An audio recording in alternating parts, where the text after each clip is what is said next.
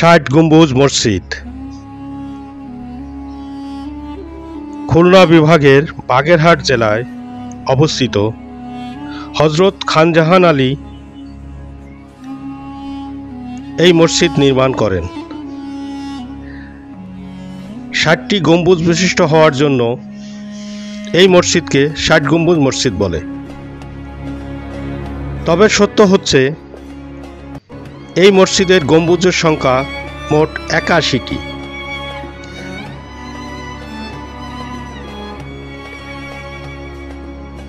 তবুও মানুষ ৬০ গম্বুজ বলতে স্বাচ্ছন্দ্য বোধ করে এবং এলাকার লোক ৬০ গম্বুজ মসজিদ বলতে বলতে এর নাম হয়ে গেছে ৬০ গম্বুজ মসজিদ।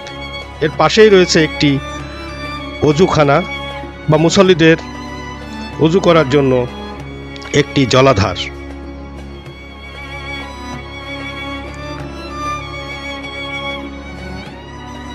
বাংলাদেশের সেরা ৩টি প্রত্নতাত্ত্বিক ভবনের একটি এই ৬০ গম্বুজ মসজিদ।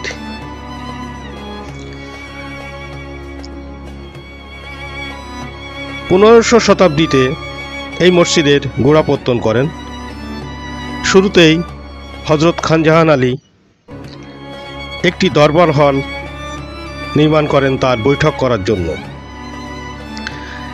ইসলাম প্রচারের জন্য উনি সুন্দরবনের পাশেই এই জায়গাটি বেছে নেন।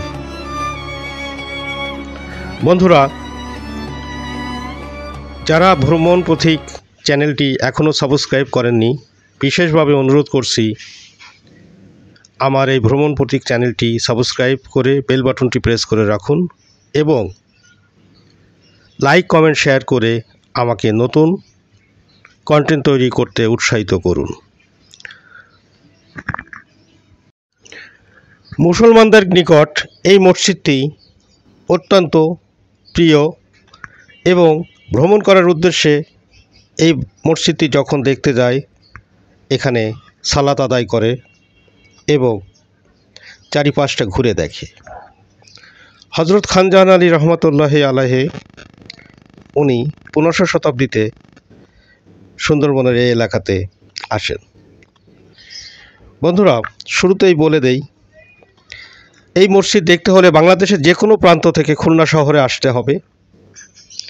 সেখান থেকে মাত্র ১ ঘন্টার পথ ডাইরেক্ট বাসে করে বাগেরহাট আসতে হবে।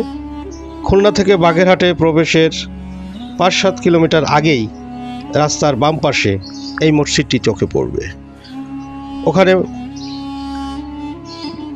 বাস থামে, নেমে আপনি ঘুরে দেখতে পারেন এই স্থাপত্য, প্রাচীন নির্মাণ শৈলীতে নির্মিত এই ৬০ গম্বুজ মসজিদ।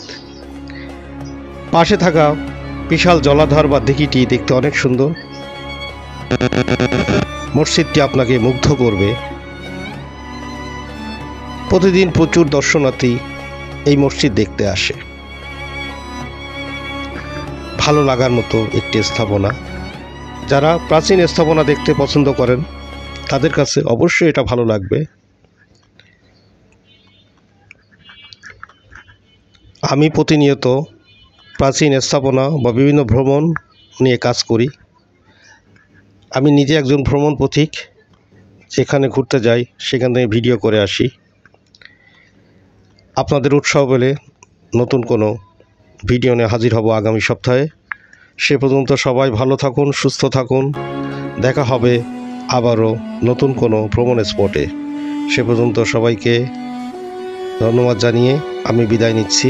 আসসালামু আলাইকুম ওয়া রাহমাতুল্লাহি ওয়া বারাকাতুহু।